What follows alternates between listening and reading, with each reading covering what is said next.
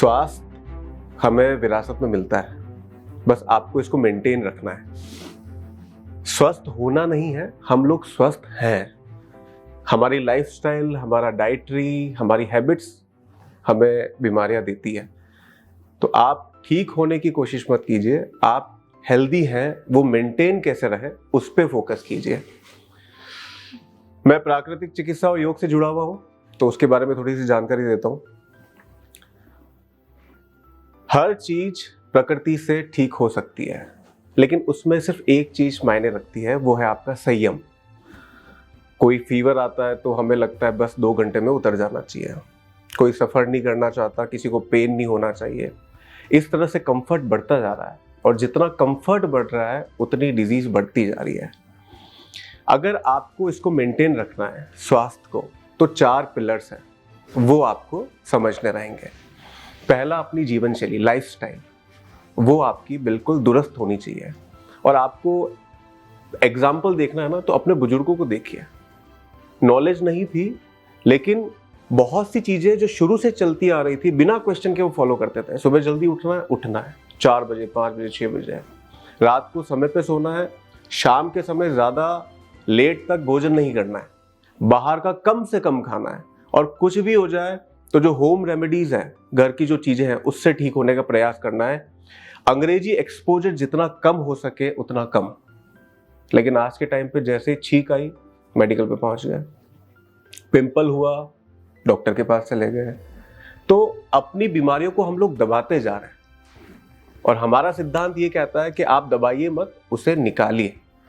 Excretion is the solution. आप अपनी बीमारियों को जितना दबाएंगे, हो सकता है कि वो सिम्टम साइलेंट हो जाए, लेकिन दूसरा सिम्टम आ जाएगा। हेडेक खत्म हो जाए, लेकिन स्टमक एक स्टार्ट हो जाएगा। स्टमक एक ठीक हो जाए तो बॉडी एक स्टार्ट हो जाएगा। तो सिम्टम आते चले जाएंगे, और आपकी जो मेडिसिन है वो मल्टीप्लाई होती रहेगी। तो हमारा ये कहना है कि आप रूट को टारगेट करें, और उसमें सबसे पहली चीज़ है लाइफस्टाइल चेंज।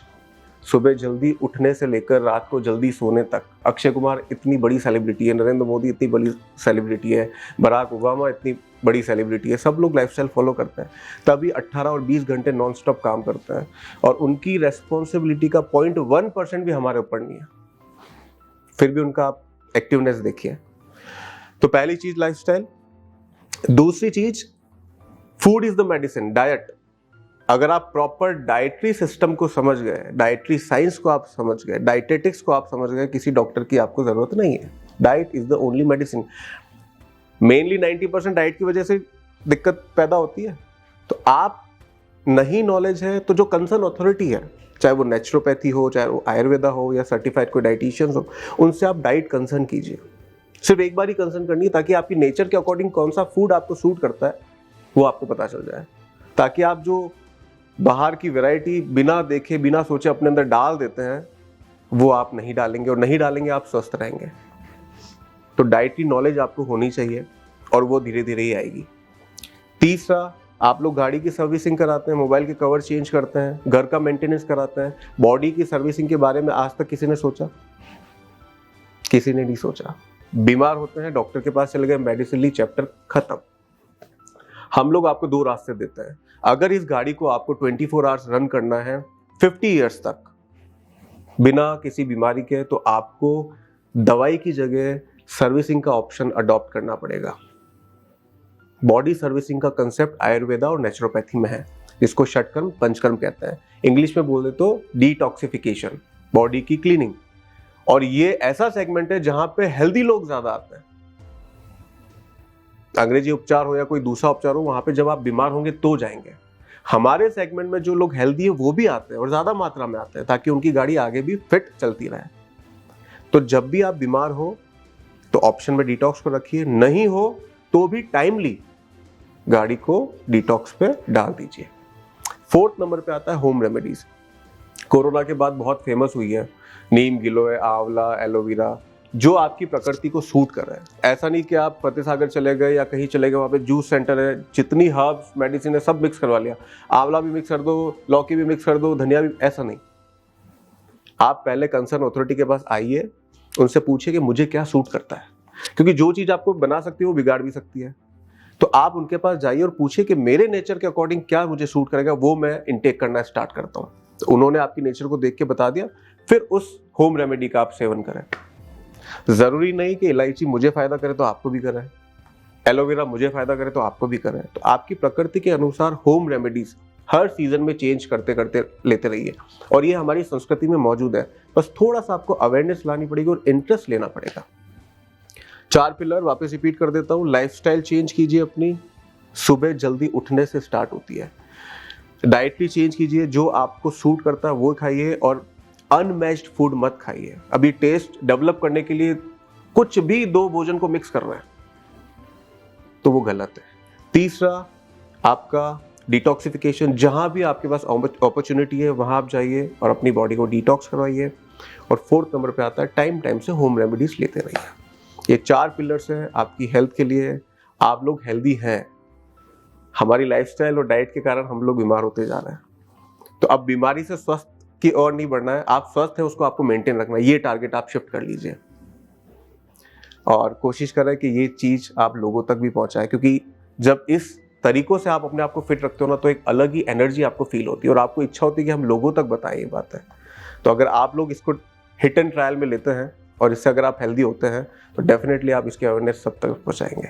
हमारे बहुत सारे पेशेंट ऐसे हैं जो हमारी रेप्लिका बन चुके हैं, क्योंकि बहुत सारी बीमारियों से जब सफ़र कर रहे थे, कहीं इलाज नहीं हो रहा था और हमने उनको रिजल्ट दिए, तो आज 100 लोगों को बताते हैं वो लोग। और सेम आप लोगों के साथ भी ये एक्सपेक्ट करते हैं, क्योंकि आप लोग यूथ हैं तो आपकी बात ज़्यादा लोग सुनते हैं। तो आप लोग इस अवेयरनेस को ज़्यादा से ज़्यादा पहुँचाइए और एक बार थोड़ा सा इंटरेस्ट लीजिए। हो सकता है आपके काम अभी नहीं आए, लेकिन आपके पड़ोसी, आपके रिलेटिव्स, आपके फ्रेंड्स जो सफ़र कर रहे हैं उनकी ये चीज़ काम आए। तो इसके बारे में ज़रूर आप थोड़ी सी नॉलेज गेन कीजिए, अवेयरनेस बढ़ाइए।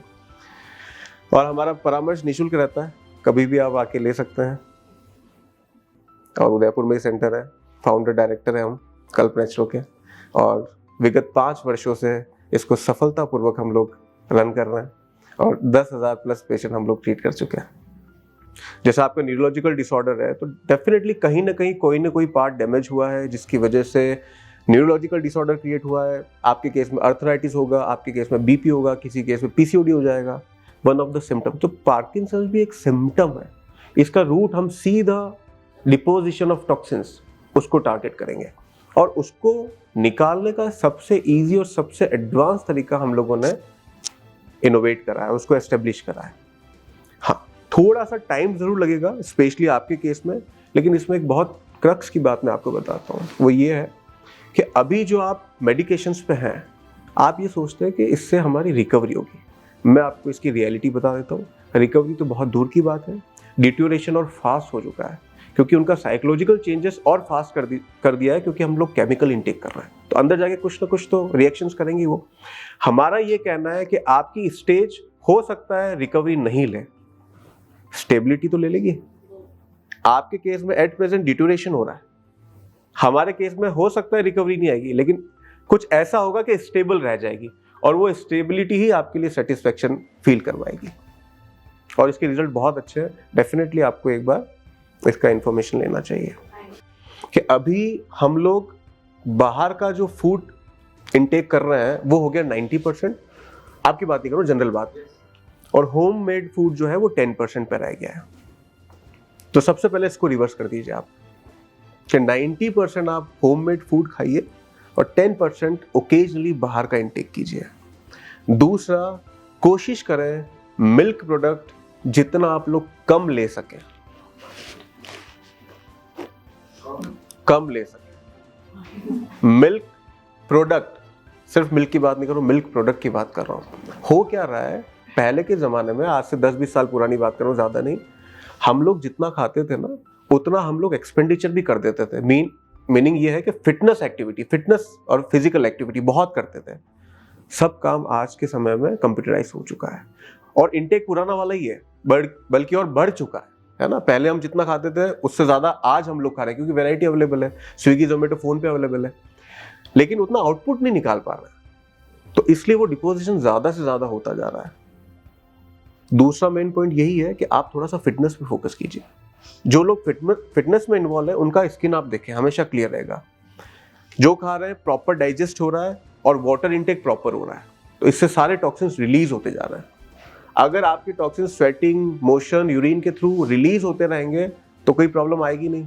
अब वो अंदर डिपॉजिट है, तो डिपॉजिट होने के बाद कुछ तो रिएक्शन करेंगे ना। तो one of the reaction is skin disease. तो एक तो आप फूड हैबिट अपनी चेंज कर लीजिए, घर का फूड लीजिए, दूसरा फिटनेस पे फोकस कीजिए, तीसरा वाटर इनटेक प्रॉपर लीजिए, और चौथा मेन इंपॉर्टेंट पॉइंट बता देता हूँ, हम लोग रॉ खाना भूल चुके हैं, हर चीज कुक्ड चाहिए। सुबह उठते ही चाय, फिर पोहा, पराठा, पूरे दिन कुक्ड फूड खाते हैं, जबकि आइडियली 70% आपको अनकुक्ड फूड खाना चाहिए। कितने जने यहाँ पे 70% पूरे दिन में अनकुक्ड फूड खाते हैं? सैलेड के नाम पे अनियंस चाहिए, उसके अलावा कुछ नहीं चाहिए। फ्रूट्स जमाने हो जाते खाए हुए। 70% कुक्ड फूड, अनकुक्ड फूड खाइए आप, और फिर आप देखिए with in 1 month drastic change आएगा। डर्मा सेगमेंट में कितनी भीड़ लगी रहती है, जानते हुए कि वो स्टेरॉइड्स दे रहे हैं, फिर भी हम लोग खा रहे हैं। अच्छा, किसी ने आपको पिंपल्स तो नहीं दिया ना, आपके अंदर से आया है। इट मींस आपने कुछ इंटेक करा है जो आपकी बॉडी को सूट नहीं कर रहा है, और वो लगातार हो रहा है। और सबसे अच्छी बात बताऊं, ऑफिस में चाय कॉफी बंद कर दो, नींबू पानी, नारियल पानी, जूसेस, फ्रूट्स ये रखिए। हो सकता है थोड़ी कॉस्टिंग बढ़ेगी, लेकिन वो हेल्थ भी आपकी इंक्रीज करेगा, क्योंकि वो बचा हुआ पैसा सारा डर्मा के पास जा रहा है, और एक बार उनके पास जाने का मतलब होता है 2-4 हज़ार रुपये आप आराम से खर्च करेंगे, वो भी टेम्परेरी टाइम के लिए। जब तक लगाएंगे, जब तक लेंगे मेडिसिन, तब तक रिलीफ है, छोड़ते वापस वही हाल आ जाता है। डाइट से बहुत ज्यादा फर्क पड़ता है। खाली 1 महीने के लिए सिर्फ इतनी सी चीज कर लीजिए कि मिल्क प्रोडक्ट आप रिड्यूस कर दीजिए या ऑफ कर दीजिए, कोई डेफिशिएंसी नहीं होने वाली। अपने दिमाग से निकाल दीजिए, क्योंकि मुझे 15 साल हो गए हैं। व्हाइट रिफाइंड शुगर नहीं लेनी चाहिए, बिल्कुल नहीं लेनी चाहिए। किस फॉर्म में आपको लेनी है, किसके अंदर डाल के लेनी है? बिल्कुल नहीं। अच्छा, एक क्वेश्चन हम ये पूछना चाह रहे थे, what do you suggest for the diabetic patient? You were talking about the detoxification part. So do you stop giving them medicine during the period? नहीं, हमारी स्ट्रेटेजी होती है, सबसे पहले तो हम उनको काउंसलिंग करते हैं, वो भी मिनिमम 1 आवर की। डायबिटीज के बारे में पहले समझाया जाता है, इट इज डिसऑर्डर और डिजीज। तो ये डिजीज नहीं, ये डिसऑर्डर है, और डायरेक्टली लिंक करता है लाइफस्टाइल से। Lifestyle disorder, thyroid, diabetes and BP. तो आप इसको डिजीज से लिंक करके मेडिसिन ले रहे हैं, और वो मेडिसिन आप गूगल पे सर्च कर लीजिए, हर चीज ट्रांसपेरेंट है। 1000 साइड इफेक्ट्स और डायरेक्ट लीड करता है कैंसर। 2026 की रिपोर्ट है, every 3rd person is suffering from cancer. तो कैसे बढ़ रहा है? क्योंकि मेडिसिन एक्सपोजर बहुत ज्यादा हो रहा है। पहले के जमाने में मेडिसिन नहीं ली जाती थी, उनको फ्रस्ट्रेशन होता था। आजकल मेडिसिन तो लेना बहुत मामूली बात है, और आपका वैलिडिटी भी नहीं है, कब तक लेना है।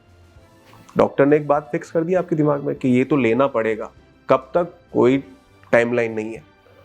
हम आपको इस तरह से गाइड करते हैं कि अपना लाइफस्टाइल ठीक कीजिए, जितना फिटनेस में इन्वॉल्व होंगे उतना शुगर लेवल कंट्रोल रहेगा। बहुत बेसिक सी बात बता रहा हूँ आपको, और ज्यादा नहीं तो 1 घंटा मॉर्निंग, 1 घंटा इवनिंग की वॉक ही करके देख लीजिए, इमीडिएटली शुगर ड्रॉप नहीं होगा, नॉर्मल होना स्टार्ट हो जाएगा। दूसरी स्ट्रेटेजी रहती है डाइटरी। खूब सारा रॉ फूड खिलाते हैं हम उनको, उनके डाइट पैटर्न में ज्यादा चेंजेस नहीं करते हैं। ऐसा नहीं लगना चाहिए कि बॉइल्ड खा रहे हैं, बाहर का खाना मत, सब खाना है, लेकिन शौक से खाना है। जैसे मैं किसी चीज के लिए मना नहीं करता, कल को ये आएंगे मुझे बोलेंगे कि मुझे लिकर पसंद है, तो हम मना नहीं करते, हम कहते हैं कि आपकी प्रकृति के अनुसार जितना लिमिट में ले सके आप, occasionally, for fun only, for entertainment only, उतना आप लें। सेम विद द चाय, क्योंकि मेरे लिए तो एडिक्शन चाय का हो या लिकर का हो, सेम है ना, एडिक्शन इज एडिक्शन। तो हम लोग उनको डाइटरी से बहुत अच्छा गाइड करते हैं। तीसरा, डिटॉक्स में बहुत अच्छे रिजल्ट आ जाते हैं, विद इन 5 डेज में रिजल्ट आते हैं। 4th, होम रेमेडीज, आप मेटफॉर्मिन लेते हैं, हम कहते हैं नीम गिलोय, करेला, जामुन, व्हीट ग्रास, ये आप लेना स्टार्ट करें, और उनको 15 डेज के लिए एक चार्ट देते हैं जिसमें पीपी और फास्टिंग नोट करवाते हैं, वो जो सेल्फ पेशेंट करता है। हम उसको गाइड करते हैं कि आप पीपी और फास्टिंग डेली नोट करें। आपने लाइफस्टाइल चेंज कर दिए, आपने डाइट चेंज कर दिए, डिटॉक्स आप करवा रहे हैं, होम रेमेडीज आप ले रहे हैं, सब कुछ आप बहुत अच्छा कर रहे हैं। रीडिंग आप रोज नोट कर रहे हैं, उसमें आपकी कंट्रोल रीडिंग आ रही है। तो अपने एंडोक्राइनोलॉजिस्ट से आप पूछें और उनको बताएं कि सर ये बहुत कंट्रोल रीडिंग है हमारी, क्या हम मेडिसिन रिड्यूस कर सकते हैं, क्या मेडिसिन हम कम कर सकते हैं। अगर आप बोलेंगे तो डेफिनेटली वो करेंगे। धीरे धीरे टैपर होना स्टार्ट हुई मेडिसिन, एक टाइम ऐसा आएगा जब स्टॉप हो जाएगी। ये स्ट्रेटेजी होती है। कुल मिला के आपको डिजीज अगर कंट्रोल करनी है, रिवर्स करनी है, तो आपको सिस्टम में आना पड़ेगा। कभी भी चाय पी ली, कभी भी खाना खा लिया, कभी भी सो गए, कभी भी उठ गए, इनडिसिप्लिन लाइफ नहीं चलेगी। एक मॉर्निंग से इवनिंग का जो रूटीन है वो आपको फॉलो, और उसमें मजा ही आएगा, स्ट्रेस नहीं होने वाला, क्योंकि आपने मेटफॉर्मिन डाला अंदर और मल्टीपल सिम्टम आना स्टार्ट, इंडाइजेशन, बीपी, माइग्रेन सब, और फिर आप मल्टीप्लाई करती रहिए अपने मेडिसिन को, खत्म होने का कोई नाम ही नहीं है। एंड इट इज 100% रिवर्सेबल, और आज के टाइम में बहुत ईजी है इसको रिवर्स करना, क्योंकि इतनी नॉलेज, इतनी अवेयरनेस, इतनी अपॉर्चुनिटी है लोगों के पास में। बस यही कि थोड़ी सी मेहनत करनी पड़ेगी स्टार्टिंग, और नहीं करते लोग, क्योंकि आपके हाथ में एक पत्ता है जिससे कोई आपको टेंशन नहीं होगी, आपने लिया और छुट्टी। दूसरी तरफ इतना चेंज करना है, कौन करेगा? लेकिन इस फील्ड में आके कोई करता है तो उसका 100% होता है, और आज नहीं तो कल करना तो पड़ेगा, क्योंकि 10 साल 20 साल मेडिसिन लेने के बाद इंसान थकता है, शरीर से परेशान होता है, उस टाइम लोग आते हैं। हम कहते हैं उस टाइम मत आइए, पहले ही आ जाइए, शुरुआत में खत्म कर देंगे। और इन सबसे पहले आप लोगों का इंटरेस्ट होना चाहिए, वरना जो चल रहा है वो चल ही रहा है। ये चीज है, आप लोग बॉडी को जिस तरह से यूज करना चाहिए उस तरह से तो नहीं कर पा रहे हैं, है ना। बॉडी को यूज करने का मतलब होता है कि आप फिजिकल कितना कर सकते हैं। फिजिकल रहने से हैप्पी हार्मोन्स रिलीज होता है। जितना आप फिजिकल मेहनत करते हैं, हिंदुस्तान में डिप्रेशन नाम की कोई चीज नहीं थी, ये बाहर से आई, ठीक है ना, और अब रैपिड फैल रही है। तो आपको फिजिकल यूज लेना है, आप लोग बहुत ज्यादा मेंटल यूज ले रहे हैं अभी, इस वजह से डिप्रेशन, एंग्जाइटी वगैरह बढ़ रहा है। तो फिजिकल यूज का मतलब वॉकिंग हो गया, थोड़ा सा फिटनेस इन्वॉल्व कीजिए। कितने लोगों की लाइफ में फिटनेस इन्वॉल्व है? 365 दिन कौन एरोबिक्स, योगा, जुम्बा, जिमिंग वगैरह कौन करता है?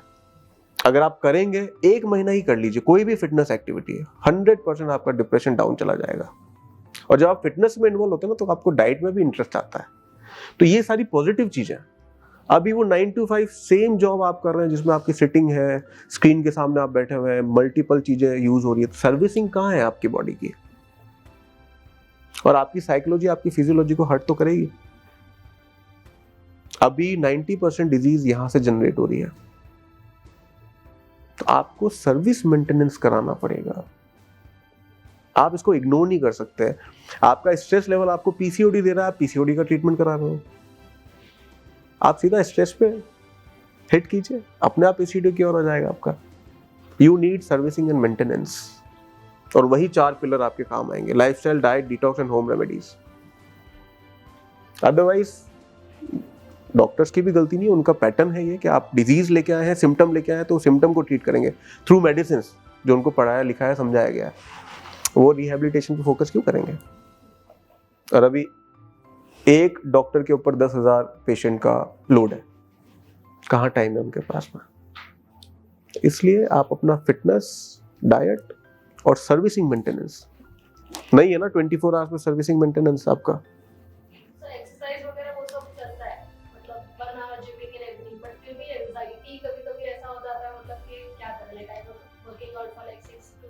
योगा को जोड़ा हुआ है आपने?